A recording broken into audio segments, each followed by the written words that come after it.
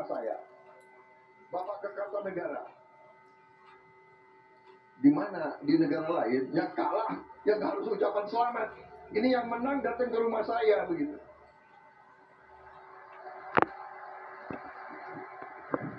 Makanya kalau ilmu kepemimpinan belajar dari orang Solo. Datang ke rumah, habis itu bawa undangan, mohon hadir pelantikan. Waduh, gimana ini? Makanya kalau urusan tentara pertahanan tanya Prabowo, urusan politik aku datang ke orang Solo ini. Kami tayangkan lagi kalimat manis pujian dari Prabowo Subianto untuk Presiden Jokowi. Pak Sobari sudah kita dengarkan tadi bagaimana kemudian Prabowo mengatakan saat beliau menang ini datang ke rumah saya yang kalah, begitu kan? Bagaimana melihatnya ini? Termasuk juga tadi menanggapi apa yang disampaikan oleh Bang Daniel bahwa segala macam pujian yang disampaikan oleh Prabowo tidak lepas, tidak jauh dari visi misi yang memang diusung awalnya adalah ini untuk melanjutkan apa yang sudah ditorehkan oleh Jokowi dalam pemerintahan Indonesia ini. Apa tadi akumulatif politik advantage. Daniel bohong dalam hal ini. Di zaman sesudah Orde Baru itu ada desoekarnoisasi. Desoekarnoisasi artinya tidak mengambil, tidak mengakumulasikan segenap apa yang dimiliki oleh Bung Karno untuk bangsa ini. Itu di stop. Yang boleh ada hanya Soeharto. Tapi Soeharto tahun 98 runtuh dan ada spirit untuk melupakan Soeharto. Spirit melupakan Soeharto. Munculnya Jokowi Mulyono adalah gambaran yang seolah-olah kita damba-dambakan. Ini bukan anak jenderal, bukan anak orang kaya, bukan anak kelas menengah. Ini orang datang dari pinggir kali, tapi dia menjadi presiden. Inilah jawaban terhadap persoalan kita. Tapi ternyata juga bukan. Jadi kalau ngomongnya Daniel, itu ngomongnya orang resmi. Jangan kalau orang resmi itu memiliki suatu bahasa resmi. Lain sama perspektif teori yang saya kemukakan. Itu dari James Scott. Ini bagi hadirin di rumah atau di mana yang mendengar omongan tentang James Scott ini, seorang ahli politik, spesifik dia ahli people resistance. Jadi sebagai seorang yang intisarinya ahli dalam political resistance, beliau itu punya buku namanya Weapon of the Weak. Yang saya kutip tadi itu, Weapon of the Weak. Itu bukunya James Scott yang saya rujuk bahwa kalau ada omongan-omongan resmi orang seperti Daniel itu buktinya mana? Siapa yang mengakumulasi kekayaan dan warisan Bung Karno? Ya itu ke PD Perjuangan, tapi pemerintahan Orde Baru tidak. Ini Daniel itu agak omong kosong sedikit. Baik Pak Sobari, tahan sampai di situ. Nanti kita juga berikan Pak Daniel untuk memberikan tanggapan. Tapi Mas Umam terlebih dahulu, bagaimana kemudian melihat ini apa yang disampaikan oleh Pak Jokowi kemudian Pak Prabowo saling bertukar pujian itu? Ya, saya sangat menikmati tadi disampaikan oleh Kang Sobari. Tapi begini, saya mencoba berangkat juga dari apa yang disampaikan oleh Kang Sobari, bahwa dalam konteks komunikasi politik ada panggung depan, ada panggung belakang, ada on stage discourse, ada off stage discourse. Memang betul demikian, dan kalau misal kita analogikan, ketika ada sepasang kekasih gitu, biasanya itu kalau dia menunjukkan rasa cintanya itu yang terlalu vulgar, itu biasanya belum nikah itu. Karena kalau sudah menikah, dia punya ruang untuk mengekspresikan dalam bentuk yang berbeda, dalam keseharian, dalam ini. Nah, barangkali yang tadi disampaikan Kang Sobari, puji-memuji satu sama lain dalam takaran yang ini seorang luar biasa ini, barangkali itu adalah bagian dari ekspresi untuk menepis tadi situasi kerenggangan yang memang tidak mudah untuk dilakukan. Nah, Mengapa kemudian itu terjadi? Kalau misalnya kita bicara tentang kalkulasi politik praktis, ada beberapa kepentingan. Pertama misalnya, barangkali ini adalah sebuah sinyal politik untuk melancarkan transisi kekuasaan. Oke. Fakta bahwa per hari ini Pak Jokowi masih in power. Dan untuk memberikan ruang bagi the newly elected president, Pak Prabowo, untuk dilantik atau tidak, Pak Jokowi masih punya kendali. In any case, kalau misal kemarin dinamika politik agak seru gitu, bisa aja keluar dekret untuk perpanjangan dan lain sebagainya. Jadi ingin memastikan, itu yang pertama, bisa jadi. Yang kedua, saling puji ini bisa juga sebagai sebuah cara untuk saling mengunci langkahnya satu sama lain.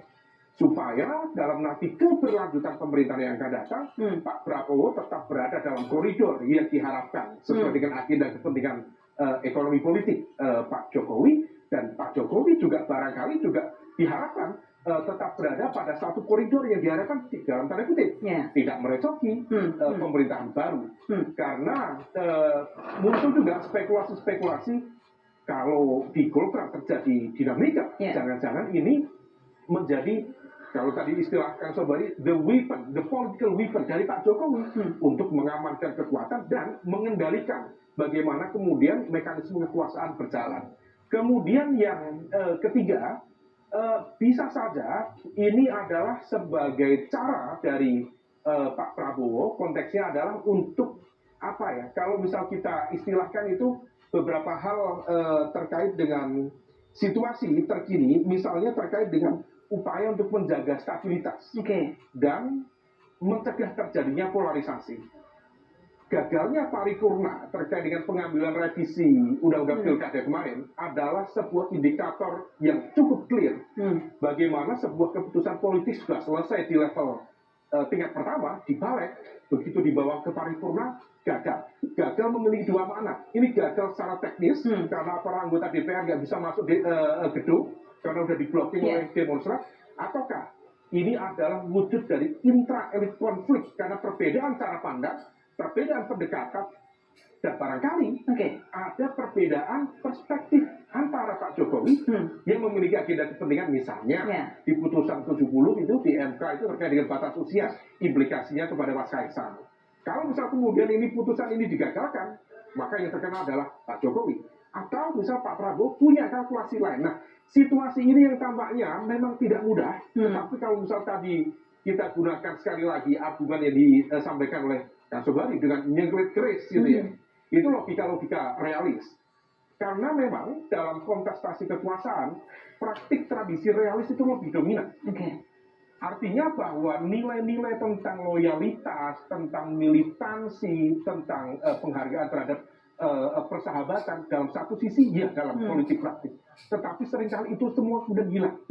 Nah, maka kemudian yang bisa kita cermati, persatuan kebersamaan Pak Jokowi dan juga Pak Prabowo tentu di level ini masih terlihat terjaga dengan baik, tetapi tidak menutup kemungkinan pada momentum tertentu semua itu bisa berubah. Jangankan Pak Jokowi dan Pak Prabowo, dulu di Perang Dunia Kedua, Mbak, Inggris, Amerika Serikat, Uni Soviet itu berada dalam satu koalisi yang sama, berhadapan dengan Nazi di Jerman. Tetapi begitu kemudian Nazi hilang, ini semuanya benturan hanya karena ideologi, melahirkan perang dingin. Itu yang jumlah korbannya 50 juta. Apalagi ini hanya omon-omon, perebutan kekuasaan, pengaruh dan lain sebagainya. Baik. Terakhir juga Bang Daniel, silakan Bang Daniel diberikan tanggapan termasuk apa yang disampaikan juga tadi oleh Mas Umam. Silakan Bang Daniel. Ya, pertama begini, nalar yang dibangun oleh Kang Sobari itu adalah nalar realis politik, atau bahkan saya sering menyebutnya itu nalar antagonisme politik, sehingga melihat lawan politik, melihat mitra politik itu sebagai selalu dalam posisi saling mengancam atau saling mengunci, tapi kemudian mengabaikan nilai-nilai lain, yaitu nilai loyalitas, kemudian persahabatan dan sebagainya. Sehingga yang selalu disampaikan kepada publik kita itu ya nalar realis tadi, nalar antagonisme politik. Nah, sehingga tadi terjemahan misalnya ada realita, betul yang disampaikan Kang Sobari, ada realita yang kita sering menggunakan istilah cancel culture. Artinya kepemimpinan setiap rejim itu saling menegasikan. Nah, itu yang ingin dihentikan oleh Pak Prabowo, Kang Sobari. Makanya tadi saya nyebutnya akumulatif advantage. Artinya Pak Prabowo tidak menginginkan ada yang menegasikan Bung Karno.